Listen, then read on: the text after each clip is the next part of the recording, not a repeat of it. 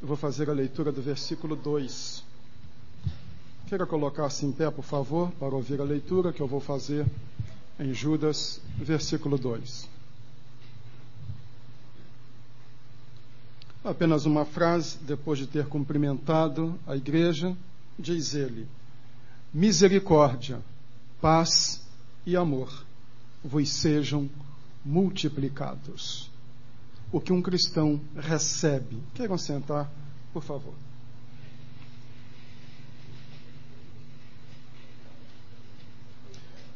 Ao analisarmos o versículo 1, centramos a nossa atenção em 3 marcas de um cristão alistadas por Judas: chamados, amados e guardados.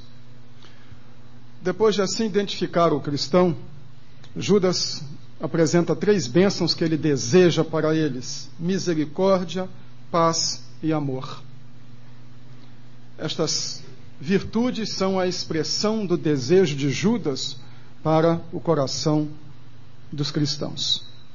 Mas à luz da 2 de Pedro 1:21, que nos diz que nenhuma porção da Escritura é de particular interpretação, mas que homens santos falaram movidos da parte do Espírito de Deus, entendemos que vai aqui não apenas o desejo pessoal, particular, isolado de Judas, mas o desejo de Deus para os cristãos. O que é que Deus deseja que aconteça em nossa vida, que recebamos? Estas 3 palavras podem nos ajudar: misericórdia, paz e amor. Vamos analisar cada uma delas, porque estas coisas acontecem em nossa vida quando confiamos esta vida nas mãos de Deus. Misericórdia é a primeira coisa que Deus tem para nos dar.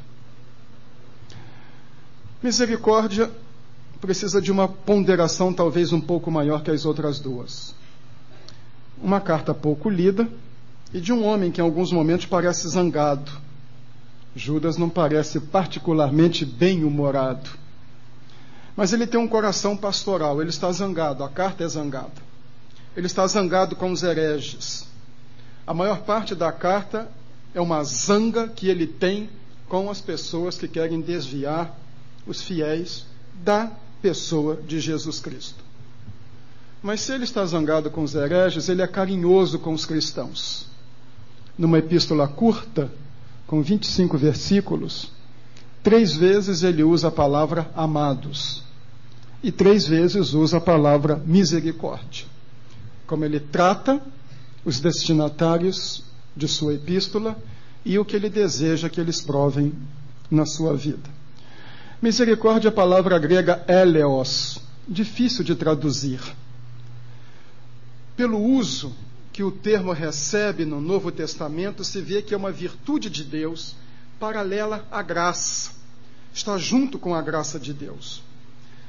Na carta que Paulo destinou ao jovem pastor Tito, no capítulo 3, no versículo 5, descobrimos que misericórdia é o modo como Deus nos trata e que é pela misericórdia que Ele nos salvou. Lemos então em Tito 3, versículos 4 e 5.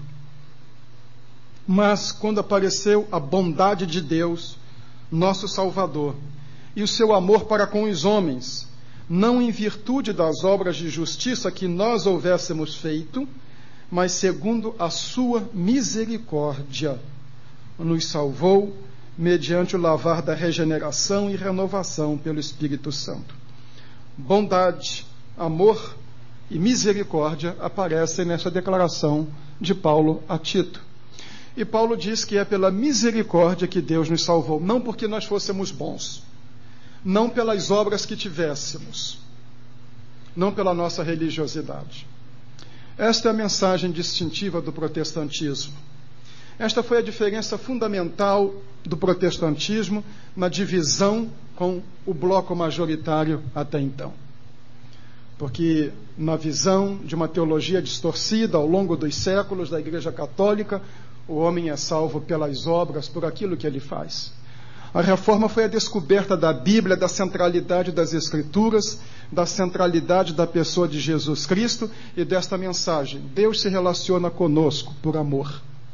Deus se relaciona conosco com base na sua misericórdia. Não são as coisas que nós fazemos, porque não há nada que nós fazemos que possa agradar a Deus. E nenhum de nós, por melhor que seja o seu padrão moral, por melhor que seja o seu elenco de virtudes, pode chegar e dizer: eu sou uma pessoa que pode se apresentar a Deus e agradá-lo. Eu não posso. E se você for honesto, reconhecerá que também não pode. Deus não se relaciona conosco na base do que nós merecemos, nem com base naquilo que nós fizemos, mas com base na sua misericórdia. É isso que nós recebemos nesta visão de Judas. Vocês que são chamados, amados e guardados, que a misericórdia de Deus esteja sempre sobre vocês. É bom também que prestemos atenção nisto, porque o que se ouve hoje é muito mais ou menos nesta linha. Se você segue a Cristo, se você deu a sua vida a Deus, você não vai ter problemas. Se você resolveu comprometer a sua vida com Cristo, tudo vai ser um mar de rosa para você. Sua vida vai ser triunfante, risonha, feliz. E não é verdade. Mas uma coisa é certa: se você compromete a sua vida com Cristo, uma das coisas que você vai descobrir é o amor de Deus e a misericórdia com que Ele trata os seus. Este é o ensino bíblico. Quando nós cremos, Deus usa de extrema misericórdia para conosco. Os tradutores do Novo Testamento, do grego para o português, na busca de uma palavra que expressasse bem o sentido de eleos, que é a palavra misericórdia, optaram por misericórdia pelo seu sentido no latim, misericardia, dor no coração. É aquele sentimento de alguém que sente uma compaixão tão grande por outra pessoa ao ver a sua necessidade, que sente uma dor no íntimo. Quando Deus olha para nós, não é indignação que Ele sente, é dor no coração. Quando Deus olha para a nossa vida, não é ira que o anima ou que acende e motiva a sua forma de relacionar-se conosco, é sua misericórdia. Tomo como exemplo do que digo a parábola do filho pródigo. Lá está um filho que é um poço de desastre. Pelo direito mosaico, ele não pode pedir herança. Primeiro, porque o pai está vivo, e não tem herança com o pai vivo, herança é de morto. Segundo, porque ele era o mais novo, e era o mais velho quem devia pedir herança quando o pai morria. Pelo direito mosaico, não importa quantos filhos tivesse um homem, mas em morrendo ele, a metade cabia ao primogênito, e a outra metade era distribuída pelos outros irmãos. Mas é ele quem pede a herança de um pai vivo. Sai, dissipa o dinheiro com meretrizes. De forma dramática, Jesus vem carregando nas tintas e mostrando a situação do homem. Perdeu tudo. Perdeu os, entre aspas, amigos movidos a dinheiro, porque amigo a gente conhece quando está na pior e não quando está na melhor. Acabou o dinheiro, acabaram os amigos. E diz o texto que ele foi cuidar de porcos. Jesus foi dramático. Um porco é animal imundo para um judeu. Uma vez eu perguntei a um judeu se ele aceitava que eu lhe desse uma Bíblia de presente, o Antigo e o Novo Testamento. Ele riu e disse: você quer me dar uma Bíblia cristã, não é? Eu disse: é. Ele disse: me dê, mas não de percaline, couro de porco. Eu tive de achar uma com capa de plástico, porque para o judeu o porco é um animal cerimonialmente imundo. Jesus põe um moço judeu de estirpe, rico, cuidando de porcos. O grau mais baixo a que ele poderia chegar.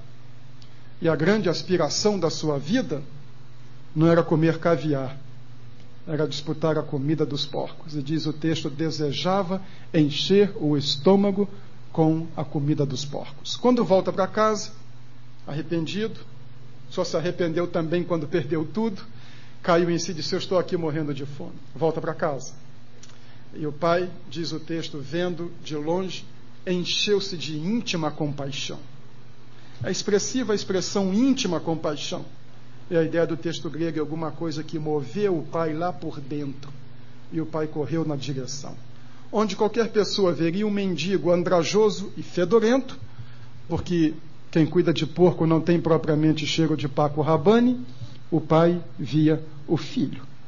Qualquer um poderia ver um mendigo trapento e enojar-se dele. Mas o pai via o filho. Ali, Jesus deixa um indício de como Deus nos trata.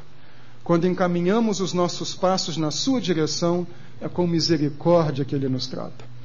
É por isso que Lamentações, no capítulo 3, versículos 22 e 23, diz: as misericórdias do Senhor são a causa de não sermos consumidos, porque as suas misericórdias não têm fim.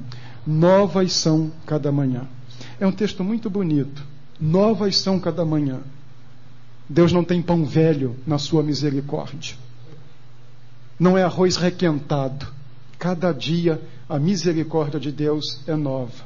Cada dia as compaixões de Deus são renovadas. É assim que Ele nos trata. É isso que recebe quem crê em Jesus Cristo. É isso que um cristão tem, misericórdia. Não tem ira, não tem castigo, não tem disciplina, não tem um Deus furibundo, tresloucado, mas um Deus cheio de misericórdia. A segunda expressão que Judas deseja para os cristãos é paz. A palavra grega é irene. Para nós, paz significa ausência de conflito, cessação de guerra. Na língua grega, paz não é um conceito passivo, é ativo. Indica uma perfeição de relacionamento. É um fruto do Espírito, está lá em Gálatas 5:22, mas o fruto do Espírito é amor, gozo, paz. É o terceiro. Irene significa serenidade, tranquilidade, um perfeito contentamento de uma vida segura e equilibrada. O mundo está se destroçando ao redor da pessoa. Ela está segura. Ela sabe em quem crê. Aliás, Paulo usa esta expressão, mas eu sei em quem tenho crido. Estou bem certo que Ele é poderoso para guardar a minha fé até o dia final. Mas como é que nós podemos ter tranquilidade no dia de hoje? Eu me lembro quando eu era pastor em Manaus e tive um problema, procurei um médico. Ele disse assim: eu estou notando que você está nervoso. Estou. Disse assim, você está agitado. Falei, estou. Está estressado? Eu disse, estou. Eu pastorei uma igreja com 1000 membros, eu sou o presidente de uma convenção, eu moro numa cidade em que falta energia elétrica 4 horas por dia. O senhor quer que eu fique calmo? Como é que se pode ficar calmo? Alguém vai dizer, como eu disse. Estar calmo é uma coisa. O que estamos falando aqui não é de, eventualmente, a pessoa ficar aflita e dizer, gente, eu tenho 10 mil no bolso e tenho uma conta de 500 para pagar amanhã. Existe preocupação, não é ser uma meba. Não sinto nada, o que vier veio, o que der deu. Não é irresponsabilidade.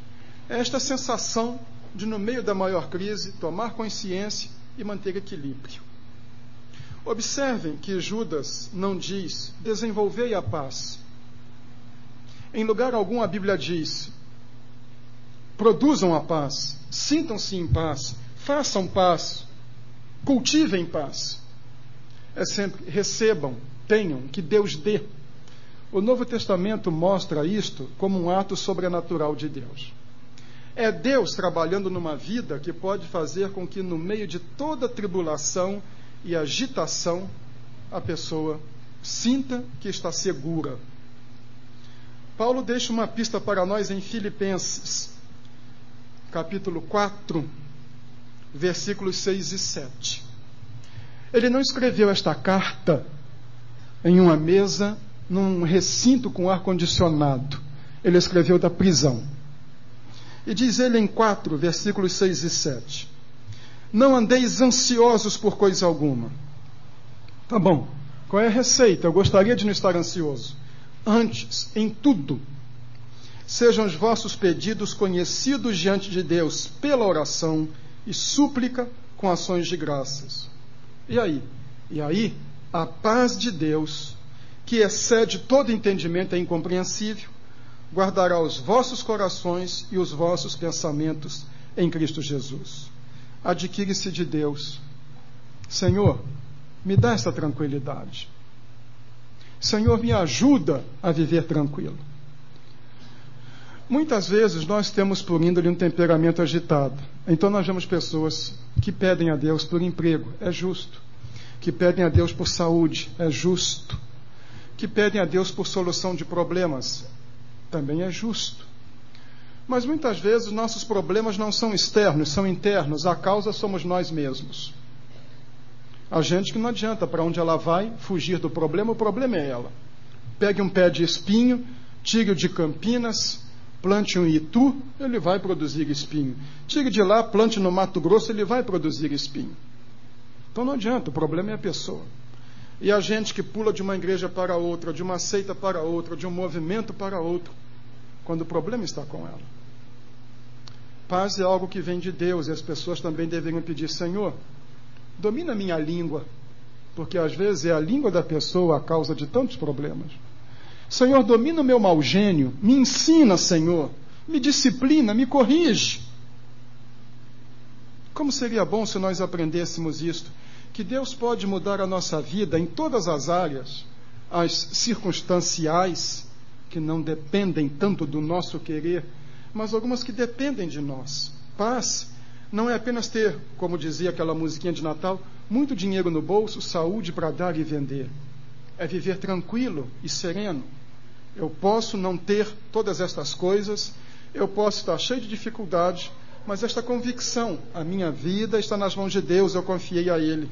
E a paz de Deus, que é incompreensível, que excede entendimento, guardará os vossos corações. É diferente de ter coisas. Há gente que tem coisas, mas que é insegura. Há gente que tem bens, mas que não tem paz.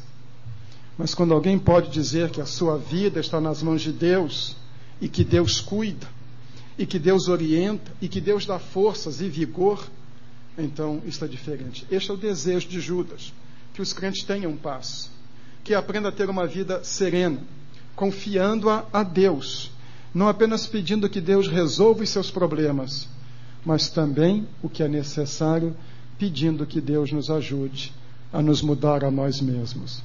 Mark Twain foi quem disse numa ocasião: todo mundo fala em mudar o mundo, mas ninguém quer mudar-se a si mesmo. Às vezes nós somos a fonte, e isso é uma coisa também que um cristão precisa aprender. Senhor, muda o meu jeito de ser, muda a minha vida e me dá paz. Misericórdia, paz e amor. Amor é a terceira bênção que Judas diz que Deus pode nos dar. Ele nos dá misericórdia, nos trata com misericórdia, Ele nos dá paz quando descansamos nele, nos faz viver de maneira equilibrada, mas Ele também nos dá amor. A palavra é ágape. É o primeiro fruto do Espírito em Gálatas 5:22, mas o fruto do Espírito é amor. É o primeiro. Ágape é o amor que vem de Deus. 1 de João 4:8. Aquele que não ama não conhece a Deus, porque Deus é amor. O que João está dizendo é isso: aquele que não tem ágape não conhece a Deus, porque Deus é ágape. Todo este capítulo 4 de 1 João, a partir do versículo 7, trata do caráter cristão. O caráter de um cristão, de alguém comprometido com Cristo, é o caráter de alguém que vive na esfera do amor. As pessoas confundem também amor com melosidade. Confundem amor com palavras. E pensam que amor é sentir um frio na barriga. Amor é dar uma rosa para alguém. Amor é sentimento. Eu já disse que culturalmente nós somos filhos dos gregos. Então a nossa noção de amor é estética. Por isso que quem ama o feio, bonito lhe parece. Nós amamos o que é bonito. E quando é feio nós dizemos que é bonito, porque o conceito de belo é subjetivo. Mas no pensamento hebreu, amor não é estético, porque não é sentimento. Amor é ação. Amor é alguma coisa que nós fazemos pelos outros. 1 de João 4:9. Nisto se manifestou o amor de Deus para conosco. Como? Deus teve um frio na barriga? Não. Em que Deus enviou seu Filho unigênito ao mundo, para que por meio dele vivamos. Martin Luther King Jr., pastor batista, que recebeu o Prêmio Nobel da Paz em 64, em 65 recebeu o título de Homem do Ano da revista Time. No último sermão que pregou na sua igreja antes de ser assassinado, um sermão de Natal sobre a paz, disse o seguinte: dou graças a Deus, porque Jesus mandou que amássemos os nossos inimigos e não que gostássemos deles. Porque gostar é um sentimento afetivo. E eu não posso ter afeto por quem joga bomba em minha igreja e mata as meninas da minha igreja. Mas eu posso amar, porque amar é ter compaixão, é procurar ajudar, é nunca deixar de estender a mão e nunca fechar ao diálogo. Às vezes pensamos em amor como encobrir as coisas, pensamos em amor como fazer vistas grossas ao erro. Deus não encobriu os nossos pecados, Deus não fez vistas grossas ao nosso pecado, Deus não foi condescendente conosco, Deus cobrou isto em Cristo. O amor de Deus é um amor prático, não é de palavras. Muito do nosso amor é blá blá blá. Cantamos que amamos uns aos outros e então temos até o momento em que nós devemos dizer que nos amamos. E aí é aquela hora que a gente canta um corinho e vamos de banco em banco, um cumprimentando o outro. Eu te amo, meu irmão, eu te amo, meu irmão. E me disseram que não, mas alguns já disseram que sim, que é verdade sim. Irmão Wilson foi lá na Bahia, não foi em outro lugar, foi na Bahia, que os jovens num congresso de mocidade, cansados de cantar aquele corinho, eu te amo, meu irmão, resolveram cantar um corinho. Lá no ritmo baiano, um baião mesmo, né? E então dizia dos discípulos, e dizia de Judas, que Judas traiu, ó que cabra safado, sim, cabra safado. E os crentes iam se cumprimentar na hora do corinho. E na hora do corinho, então, eles diziam um para o outro, cabra safado, sim, cabra safado. Até que descobriram que o negócio não estava bom. Chamar o outro de cabra safado não era propriamente uma declaração de amor. Mas amor não está ligado a cântico, a cumprimento, a aperto de mãos. Está ligado à doação. Deus amou o mundo de tal maneira que deu. Romanos 5,8, Deus prova o seu amor para conosco em que Cristo morreu por nós. O que ele deseja, Judas, e Deus deseja que experimentemos é o amor. Não melosidade, não sentimento, mas esta consciência de que Deus deu Jesus Cristo por nós. Que Deus enviou seu Filho para morrer pelos nossos pecados. E que nós também vivamos em amor, que é mais do que colocar um sorriso, tipo Silvio Santos, no rosto. Um sorriso de gesso. Mas é um coração aberto para o irmão. É curioso que a igreja evangélica fale tanto de poder. Vigília de oração para ter poder. Queremos ter poder, uma oração de poder, uma palavra de poder. Poder está ligado ao mando, ao domínio, à autoridade, ao sobressair-se. Este irmão tem uma palavra de poder. Este é um irmão de oração poderosa. Este é um irmão que quando ora as coisas acontecem. Mas ninguém pede a Deus, Senhor, me dá amor. Porque o amor bíblico está ligado não ao mando, mas ao serviço. E é próprio da índole do não regenerado querer mandar, querer dominar. Somente quem tem um coração tocado pela graça de Cristo tem o desejo de servir. O coração nosso tem a tendência de fazer como Pedro, puxa a espada. O coração cristão faz como Jesus, pega a toalha. Eu estou entre vós como quem serve, diz ele. E depois ele pergunta, quem é maior? Quem está à mesa ou quem serve? Vamos colocar na linguagem de hoje, quem é maior? Quem entra no restaurante senta ou é o garçom? Ah, é quem senta e faz o pedido. Mas Jesus não diz, eu estou aqui como quem comanda o pedido à mesa. Eu estou entre vós como quem serve. O Deus da Bíblia é um Deus serviçal, porque ele se fez homem na pessoa de Jesus Cristo.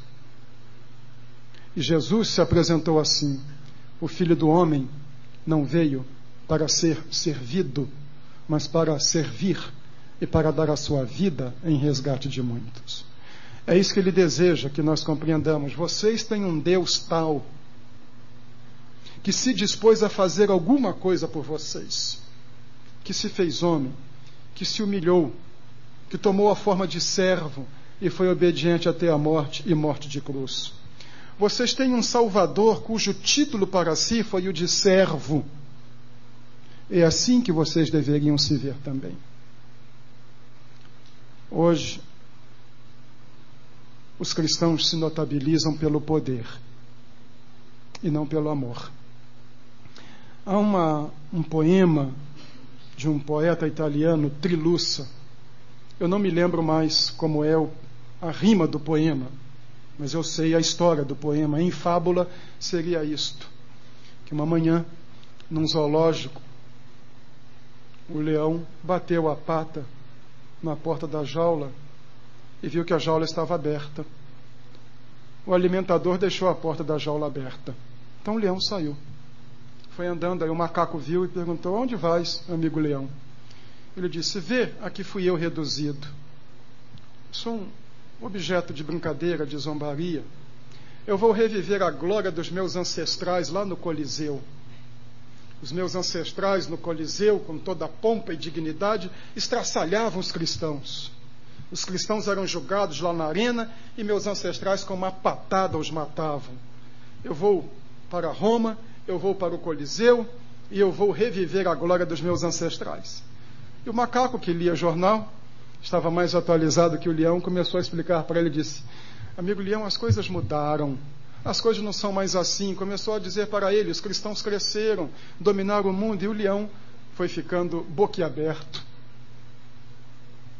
Os cristãos são gente fina. O mundo hoje é cristão. Eles detêm 60% do dinheiro do mundo. E foi falando, e o leão, espantado, a uma certa altura o leão virou e disse assim: mas, amigo macaco, e quem é que mata os cristãos hoje em dia? Quem é que devora os cristãos? E o macaco disse: ora, amigo leão, deixa por lá os cristãos, que eles se devoram entre si. Não precisamos de inimigos. Nós somos nossos inimigos. Como há crente que fala mal de outro, igrejas que são rivais, que lutam por espaço, como há membro de igreja com rancor e com ressentimento no coração, vê coisas que não existem, por vezes na sua visão tão limitada. Judas por 3 vezes chama a igreja de amados. Eles são amados de Deus e devem viver em amor.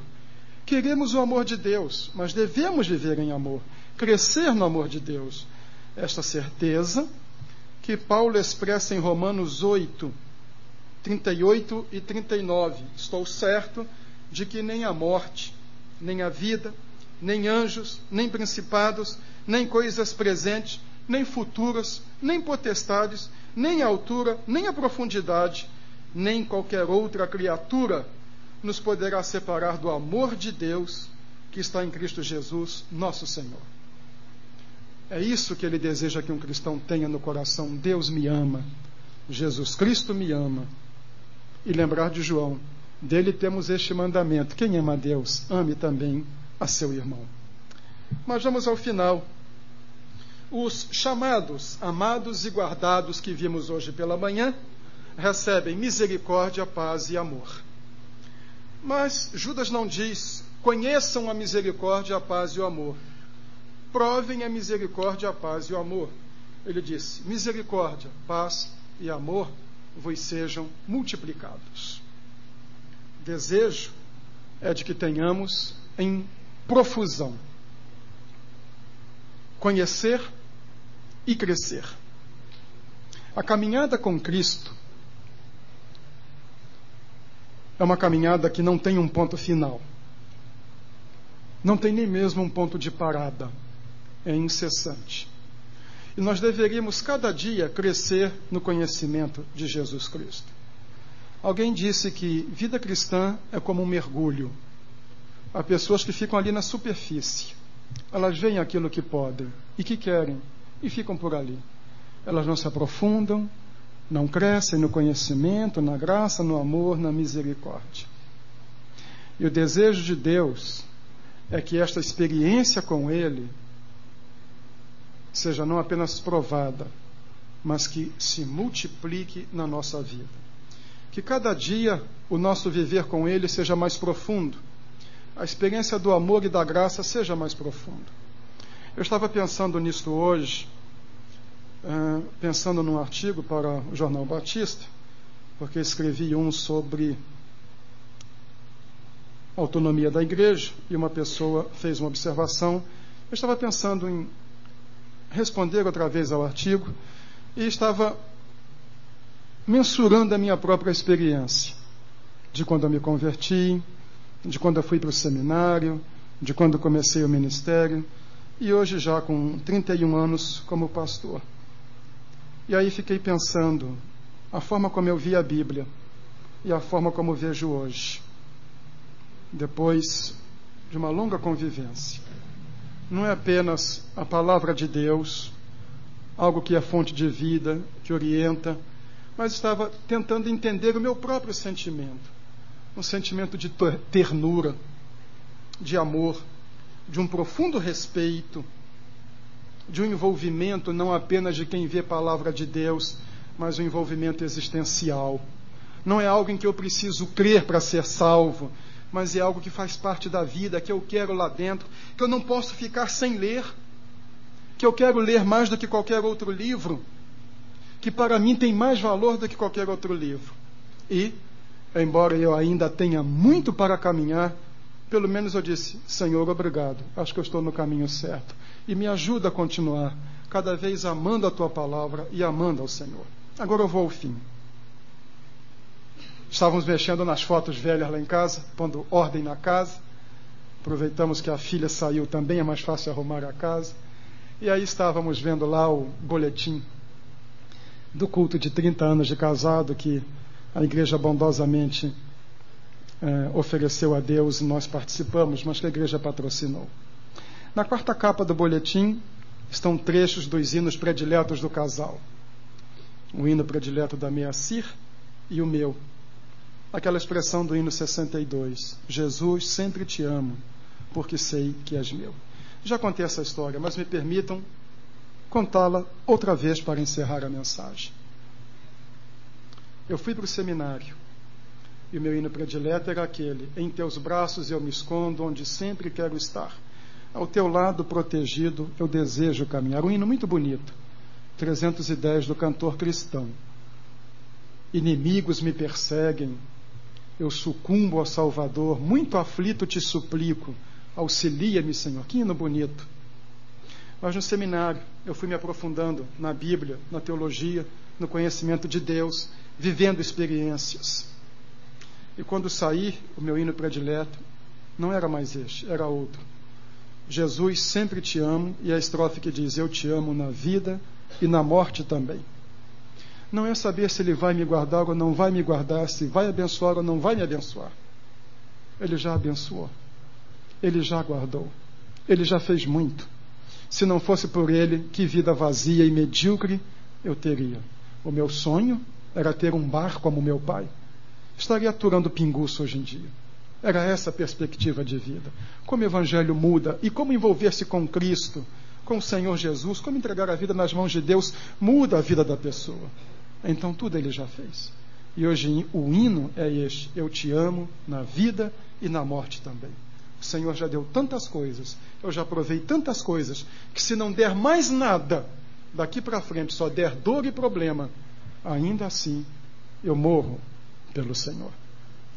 Este é o desejo, seja multiplicados. Que cada dia a sua experiência com Deus seja renovada. Não seja como muito crente, que a experiência dele está lá atrás. Ah, quando eu me converti, quando foi isso? 1900.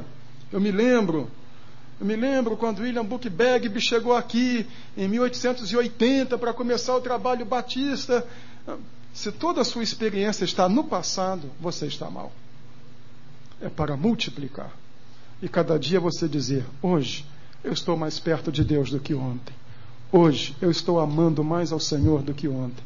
Hoje Deus está mais próximo e mais real para mim do que ontem. Isto é o que um cristão precisa ter.